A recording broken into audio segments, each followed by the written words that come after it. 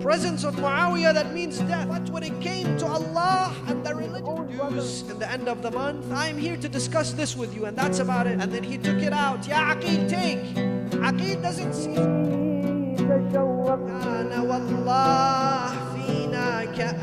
أعوذ بالله من الشيطان الرجيم. بسم الله الرحمن الرحيم. In the 35th year after the Hijrah, Amir al-Mu'mineen al-Imam Ali ibn Abi Talib accepted a unanimous bay'ah, allegiance from the Muslim community to take the leadership position and to then become the exemplary figure for every ruler and every governor that wishes to lead with justice, equality, freedom, democracy, and human dignity. He then became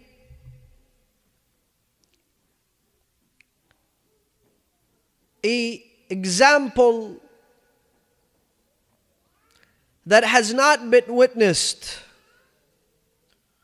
within the course of history of a leader so dedicated to his people and to his cause. He became the embodiment of the fairest governor that ever ruled in the course of history. While the Muslim community was in dire need to see the message of Islam and the message of the Quran translated into action for many years, the Muslims had witnessed a different form of governance after the demise of Rasulullah.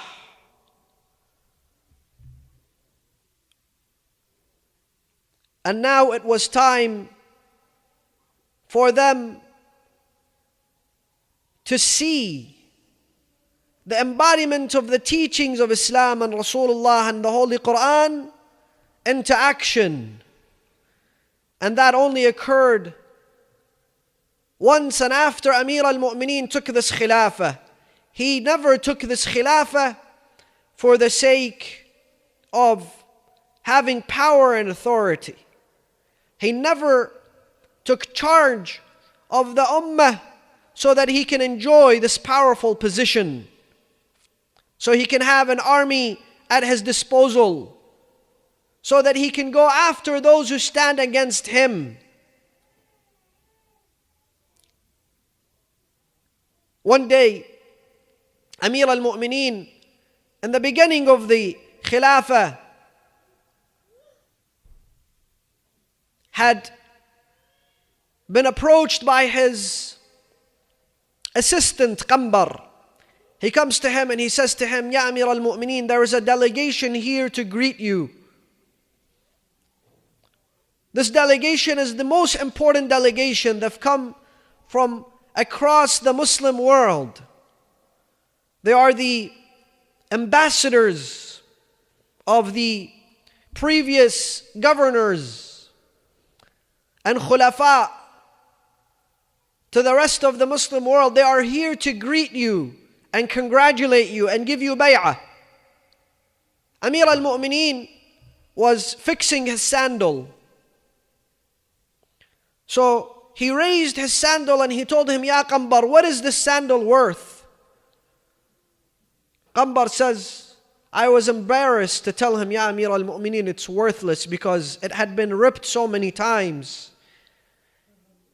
And Amir al-Mu'mineen had stitched it so many times that it was literally worthless.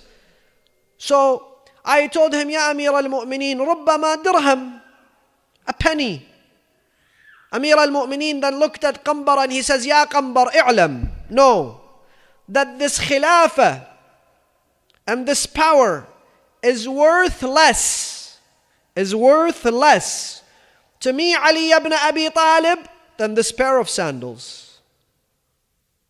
If I do not take authority from the oppressor and give it to the oppressed, and if I don't take the wealth from those who have accumulated it in an unlawful way and give it to the poor, this khilafah is not worth anything to me. I am not interested in meeting a delegation to greet me with a bay'ah if they are not going to bring justice and equality to this ummah. And indeed, he made a point to change the face of the khilafah from the beginning and the very early days when he took charge. One day, as his daughter, one of his daughters, Amir al-Mu'mineen had several daughters, one of his daughters was celebrating Eid al-Adha. Eid al-Adha, the daughter of the Khalifa, when he was in Kufa, when he had the largest army at his disposal, she was celebrating Eid al-Adha. So she came to greet him and she was wearing a pearl necklace. So he looked at her and he said to her, "Oh, my beloved daughter, where did you get this pearl necklace from?" She says, "Ya Amir al-Mu'mineen, I borrowed this necklace from Abu Rafi'." Who was Abu Rafi'? Abu Rafi' was the treasurer and the custodian of the treasury. Abu Rafi' was a companion of Rasulullah. Abu Rafi' was a alim and he was a faqih. Abu Rafi' was the very first author of books of fiqh, fiqh fi salah, fiqh in zakat, fiqh in hajj, بإملاء علي ibn Abi Talib وخط يده. So he was a faqih, he was a alim. At the time when he became the treasurer of Amir al-Mu'mineen, he was 85 years old. So here's a alim, a companion of Rasulullah, a companion of Amir al-Mu'mineen. He was present with him in Jamal, he was present with him in Siffin, he was present in the battles of Rasulullah. Amir al-Mu'mineen salawatullahi alayhi says, "Abu Rafi' let you borrow this pearl necklace from where?" She says, "From Bayt al-Mal. I took it for 3 days so that I can celebrate Eid al-Adha and I will return it to Bayt al-Mal. And I have written a statement and I have signed it and I have sealed it and I have given it to Abu Rafi'. And I will return it in 3 days. I am the daughter of the Khalifa. I am celebrating for 3 days with a pearl necklace. And it will return to the Islamic treasury." They say Amir al-Mu'mineen's face changed. He went barging into the Baytul Mal and he yelled out, "Ya Abu Rafi'!" Abu Rafi', "Yes, Ya Amir al-Mu'mineen. What's happened?" He says, "Ya Amir al-Mu'min, Ya Abu Rafi', is this how you take care of the amana that I have given you? The amana of Bayt al-Mal?" He said, "What have I done, Ya Amir al-Mu'mineen? Wallahi, I am the most honest person." He says, "You allowed my daughter, the daughter of Ali, to borrow a pearl necklace." He says, "Of course, Ya Amir al-Mu'mineen, I took a written statement from her." What does he say? He says, "If there wasn't a written statement, she would be the first from Bani Hashim for me to amputate her fingers." Allahu Akbar. You know, Ali does not exaggerate. Imam Ali does not lie. He said, "Then it would have been theft, and I would have not cared to amputate the hands of my own daughter. I know she borrowed it, and I know she will return it, but how can you differentiate between the daughter of Ali and others when this is the amana that I have given you? Go and take it back from her." While previously the Khulafa would bring the closest people to them and they would give them unlimited resources from Bayt al-Mal. One of them, who was the representative of the Khalifa, who was the Wali of Kufa and the stepbrother of Uthman, he stole from Bayt al-Mal 120,000 golden dinars. In fact, the third Khalifa himself, when he died, and part of his belonging was 3,000 of the best of horses, hundreds of thousands of gold, hundreds of thousands of silver. This was what the Muslim community was used to, and here is Amir al-Mu'mineen creating this type of justice. And you all know that Aqil was the consultant of Amir al-Mu'mineen. He was the brother of Amir al-Mu'mineen. And he was 20 years older than Imam Ali. So he was like his father. And Aqil didn't ask for a raise because he didn't deserve it. No, Aqil was an advisor to Imam Ali. In fact, Amir al-Mu'mineen asked him, Ya Aqil, go and find me a wife, as you all know the story, so that she can give birth to the bravest of Arabs to me. Fatima al-Kilabiyah or al-Baneen, it was due to the consultation of Amir al-Mu'mineen with Aqil, his brother. When Aqil came, his own brother, 20 years older than him, a companion of Rasulullah, a companion of Amir al-Mu'mineen himself, and he had lost his vision. And Amir al-Mu'mineen says, I can see him so impoverished. So impoverished. And he had so many children. He says, Ya Amir al-Mu'mineen, give me something so I can just barely make ends meet. I don't want to have to go beg. What does Amir al-Mu'mineen do? Brothers, this is easier said than it's done. Amir al-Mu'mineen says, since this is a matter that concerns me and you, first he turned off the candles of Bayt al-Mal. He turned on his own candles. Then he took his sword, Dhul Fiqar, and he put it into the fire. And then he took it out. Ya Aqil, take. Aqil doesn't see, so he brings his hand and then he yells, Ah! He says, أَتَئِنُّ مِن نَارٍ هَيَّأَهَا الْمَخْلُوقُ لِلَعِبِهِ وتبعثني إلى نار حيأها جبار السماوات والأرضون لغضبه. You are whining from a fire that the creation created for his amusement, to keep myself warm, and you're trying to send me to a fire that God the Almighty created for his wrath. Ya Aqil. One day, a woman by the name of Imara al-Hamidaniya or Hamdaniya, she saw a lot of oppression in the time of Muawiyah from the Hakim, from the Wali. So she went to represent Al-Hamdan and the woman to meet with Muawiyah. So she went to him and she sat in front of him, and Muawiyah recognized her right away from the battle of Siffin, because she was a brave woman and she was a poet. And Al-Hamdan, this tribe, were all loyal to Amir al-Mu'mineen. They were known for their loyalty for the Imam. So she goes into his presence and she says to him that I am here to discuss with you this matter. So he says to her, did you see how Allah destroyed you and destroyed Ali? And do you see that Allah has given me, Muawiyah, and Al-Abi Sufyan power and might? Do you not see which side Allah is on? He wanted to humiliate her. So she says, Ya Muawiyah, I'm not here to discuss those things with you. You have a wali. This wali is zalim. He's not giving us our dues in the end of the month. I'm here to discuss this with you, and that's about it. So he says to her, look at me. Raise your hand. Raise your head. Are you embarrassed to look at me? Are you shy? Are you scared? She says, Abil Qatli تهددني يا ابن الطلقاء. She says, you are threatening me with death? You think I'm scared of death? I was there in the battle of Siffin and you saw me.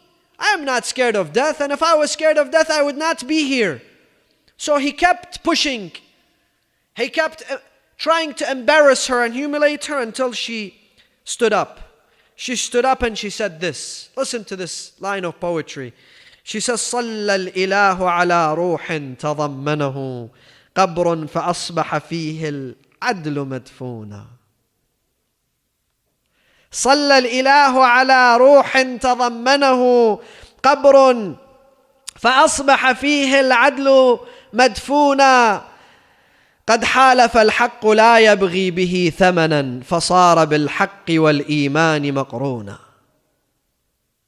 She says, may God send His salutations and His praise upon that grave that embraces justice and haqq. He says, who is that? He knows what she's saying. She says, إنه سيدي ومولاي علي بن أبي طالب.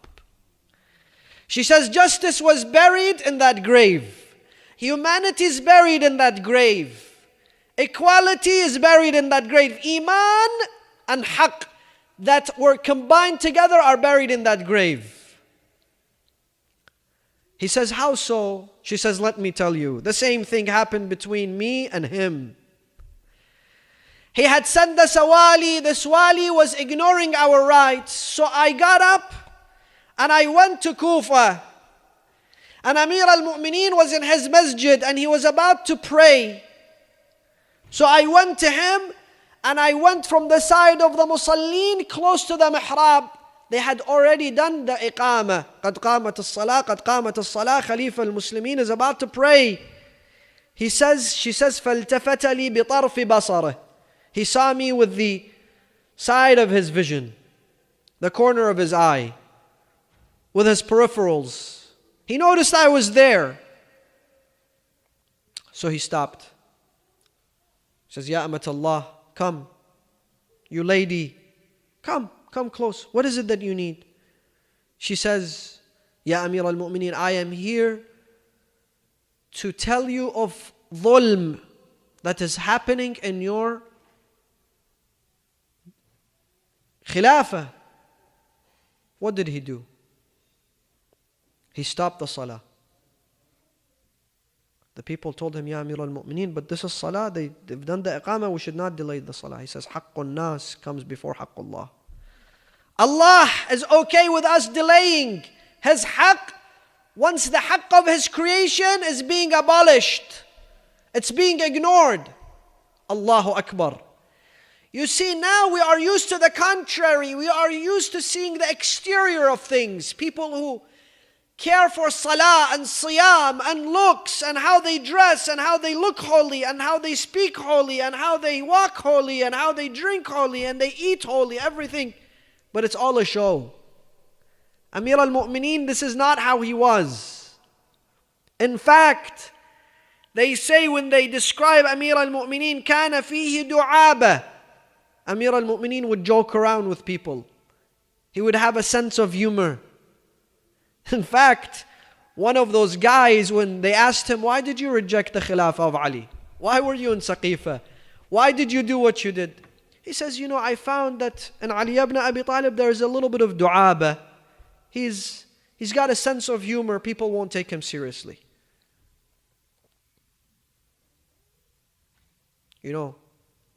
The others would not smile on people's face. Muawiyah came to the people of Iraq. He took out his sword. He says to them, Isma'u, ya Ahl al-Iraq. I came, ما حاربتكم لكي تصوموا وتصلوا وتحجوا. I didn't fight you so that you pray and you fast and you go to Hajj. بل حاربتكم لأتولى عليكم. I fought you so that I can take a leadership position and be your master and rule you and govern you. So he wouldn't smile on people's face. Amir al-Mu'mineen, no. He was a compassionate person. He He would have a smile on his face the whole time. But when it came to Allah and the religion of Allah, لا يأخذه في الله لومة لائم. People would come and tell him, Ya Ali, this is too much. لا تأخذه في الله لومة لائم. This is extreme. لا تأخذه في الله لومة لائم. Why are you doing this? لا تأخذه.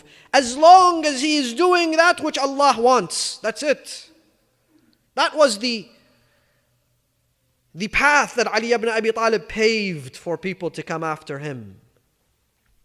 So he sat there and he says, bring me a paper and pen. So he wrote the removal of his governor. He gave it to the lady and he says, go with him. Take this letter and give it to him. She says, I took that letter and I went back. I gave it to his governor. He took the letter because it was from Amir al-Mu'mineen. Though it was his removal, he kissed the letter. He put it on his eyes and he returned back. Today I come to you and you threaten me with death. Adl no longer exists. Adl was buried in the grave of Ali. Allahu Akbar. Salawatullahi alayka ya Amir al-Mu'mineen. What have you done? What legacy have you left?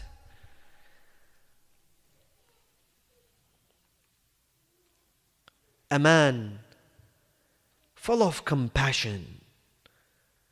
A man who would see the widows and the orphans and he would cry. And at night he would not sleep.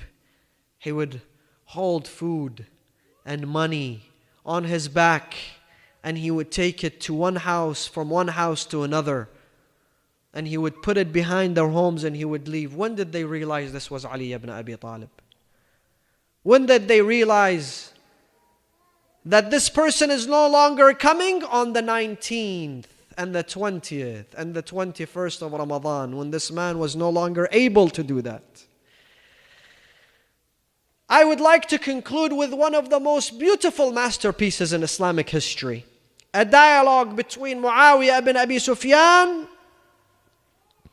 and Dhirar, one of the companions of Ali ibn Abi Talib, who was taken to Muawiyah. Muawiyah took him, sat him down, and he says, Ya Dhirar, sifli Aliya. Ya Dhirar, you must describe Ali to me in detail. You spend time with him. So Dhirar says, Ya Muawiyah, da'ni an hada. Please, excuse me, I cannot do that. Because he was afraid for his life. Because if you praise Ali in the presence of Muawiyah, that means death. He says, I guarantee you safety. Say what you like. I guarantee you safety. I'm giving you my word. Sifli Aliyah.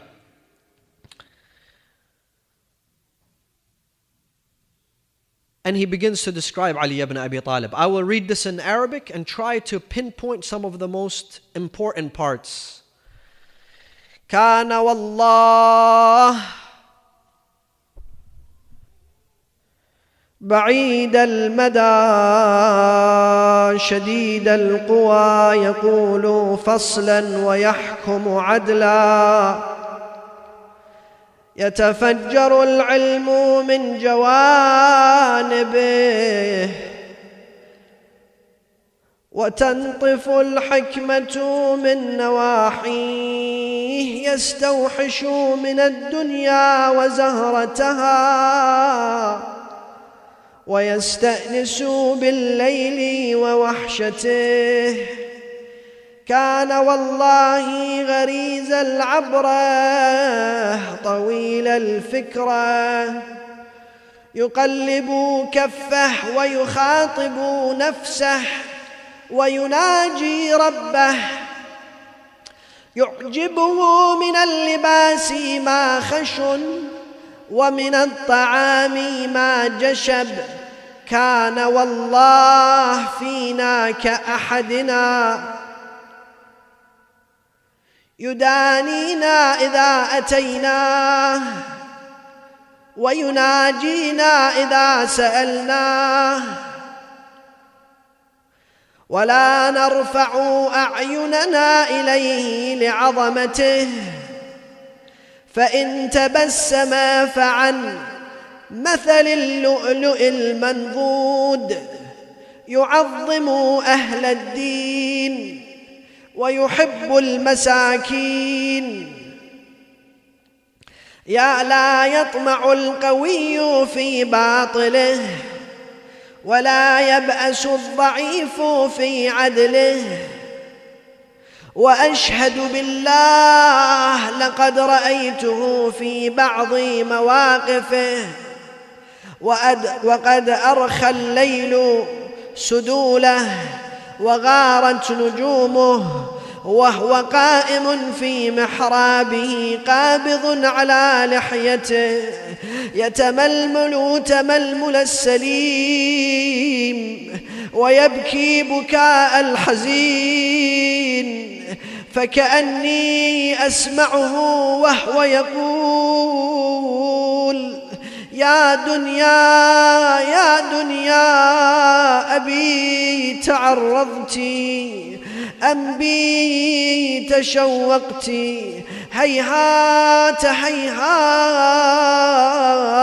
غري غيري لا حاجة لي فيك، قد طلقتك ثلاثا لا رجعة لي فيها، فعمرك قصير وخطرك يسير وأملك حقير. من قلة الزاد وبعد السفر ووحشة الطريق وعظيم المورد. فبكى معاوية لها. Subhanallah, this man describes Amir al-Mu'mineen in one of the most beautiful descriptions. One of the most beautiful descriptions of Imam Ali. He says, one of his foremost descriptions, كان والله بعيد المدى. Imam Ali would have a foresight. He would not look at what's happening now and what's happening tomorrow. And he would not plan for a day or a month or a week. اعمل لدنياك كأنك تعيش أبدا. He would plan as if he would live eternally. واعمل لآخرتك كأنك تموت غدا. But when it came to his akhirah, he would be ready. And that is why when he was struck by the poisonous sword of Ibn Muljam and he knew this was his determined death, he says, فزت رب الكعبة. Indeed, I am victorious by the Lord of the Kaaba. I'm not losing. This is the beginning of my victory. شديد القوى. He was a powerful man. يقول فصلا. Amir al-Mu'mineen would not speak rubbish. He would not just speak because he wanted to speak. No, he would speak out of wisdom. When he would speak eloquence. And who can tell me that within history they can find any other man more eloquent than Ali ibn Abi Talib? They say one day a man was trying to kiss up to Muawiyah. So he went from Kufa to Muawiyah to Sham, and he says, من أين تأتي? He says, أتيتك من أعيا الناس وأبخل الناس. He wanted to kiss up to Muawiyah. He came from Kufa. He says, I came to you from the most illiterate man and from the stingiest man. Muawiyah looked at him. He says, ويحك من تقصد بها? Who do you mean? He says, I mean Ali ibn Abi Talib. Muawiyah says, اقتلوه. فإنه والله كذاب أشر. Kill him because he is the worst of liars. وهل تعلمت العرب الفصاحة من غيره? Muawiyah says, and did Arabs learn eloquence from anyone besides him? And is there anyone more generous than him? Allahu Akbar. Allahu Akbar. Yes, indeed, when it came to his generosity, no one can reach Ali ibn Abi Talib. One day, a person who was the Khalif, who was the ambassador of Amir al-Mu'mineen, he was a wali, came to visit Imam Ali in the month of Ramadan. So Imam Ali told him, would you like أتفطر مع أمير المؤمنين أم مع الناس? Would you like to do iftar with Amir al-Mu'mineen or with the people? So he said, مع أمير المؤمنين. He thought that, it's going to be a big table and different colors and good food. And he says to him, Amir al-Mu'minin says to him, but here in the masjid, we have slaughtered a camel and there's good food. So he says, Ya Amir al-Mu'minin, I'm here to spend some time with you. Maybe he was, I don't know. So he went and Amir al-Mu'minin sat down and Amir al-Mu'minin said to Imam Hassan, go bring me my food. So Imam Hassan brought a plate that was sealed. Maybe he thought it was money or something. So he opened it and he saw there a strong loaf of bread. Amir al-Mu'minin put this loaf of bread on his knees and he began to break it in half. He gave him half and he took half. He says, Ya Amir al-Mu'minin, what is this? He says, this is my food, this is my meal. This guy was astonished. He says, Ya Ali, why would you keep that in a safe, sealed envelope? You really think somebody's going to steal this? He says, no. Because this is the least that the ummah can afford. And I am afraid that some of my family and children, they will go and change this bread. Make it more convenient for me, more delicious bread. This is the iftar of Amir al-Mu'minin, with a little bit of salt and water or yogurt. But when it came to his generosity, he lived like this. But when it came to his generosity, you all know that for 10 years, Fadak was in the possession of Fatima Zahra. And Fadak would have a revenue of about $7 million a year, of money equivalent to now. Every month, Fatima had given the custody of Fadak to Imam Ali, so he would go collect the revenue. Every month, Imam Ali would go collect the money and he would come. On the way, people know which day Ali is passing. So the people who needed to build homes, they're standing in one line. The people who had debts, they stand in one line. The people who wanted to get married, they stand in one line. The people who wanted to travel, until Amir al-Mu'minin would give literally every last penny. And he would be embarrassed to return to Fatima Zahra. So he would go to the masjid. And Fatima is waiting for him. So Fatima, the hadith says, would look for Salman. Ya Am Salman. Salman was their uncle. Ya Am Salman, go and look for Ali. He is in the masjid. وَاسْتَعِينُوا بِالصَّبْرِ وَالصَّلَاةِ. He is in the masjid. Go and tell him Fatima is waiting for you. This was the generosity of Ali. This is how he gave. He was generous with everything, including whatever was in his possession. One day a person saw him in the battle of Jamal. In the most heated of moments, he says to him, Ya Ali, I have heard that you never say no to anyone. And I'm asking you for your sword. Allahu Akbar. In the middle of the battlefield. He asks him for his sword. He's the enemy. Ali ibn Abi Talib throws his sword to the man. He says, take it. This man falls on the hands and the feet of Ali. He says, Ya Amir al-Mu'minin, I was confused. I didn't know which side to take. But here I see that Allah subhanahu wa ta'ala knows best where to keep His Risala and His Imamah and the Khilafah. So he continues and he describes his Amir al-Mu'mineen until he says, one day I went on to him and it was the middle of the night. And he was holding on to his beard and he was saying, Ya dunya, oh dunya, this life. He would look at the gold and he would look at the silver and he says, Ya safra wa ya bayda ghurri ghayri abi ta'arrafti ambi tashawwaqti la hana hinuki. He would look at gold and he would not call it gold. He would look at silver and he would not call it silver. He would say, oh yellow and oh white. I have divorced you 3 times and I will never return to you. Are you trying to seduce Ali ibn Abi Talib? Wassalamu alaikum wa rahmatullah.